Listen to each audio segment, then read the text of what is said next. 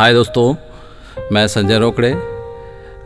Basically मैं journalist हूँ और इन दिनों कुछ शब्दों के साथ खेल खेल रहा हूँ। मैं शब्दों को कुछ कलम में पिरो रहा हूँ। तो आज मैं आपको अपना एक दूसरा अंदाज, जो मैं कुछ पोइट्री, कुछ अपने जज्बात आपके सामने पेश करूँगा। आज चलो मेरे साथ कुछ शब्दों की यात्रा पे चलते हैं, थोड़ी देर साथ कुछ गुजारते हैं कुछ पल। और फिर आंखें तरसतियाँ ही रह गई। मैं उस दिन गली के मुहाने पे सटे खंबे के करीब किसी बेजान दीवार की मानीन खड़ा था।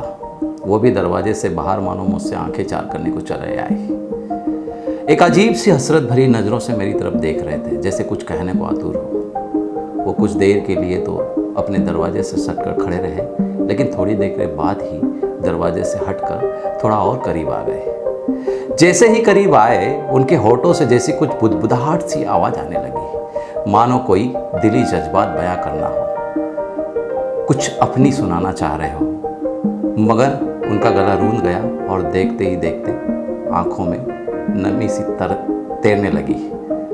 मगर उनका गला रूंध गया और देखते ही देखते आंखों में नमी सी तैरने लगी।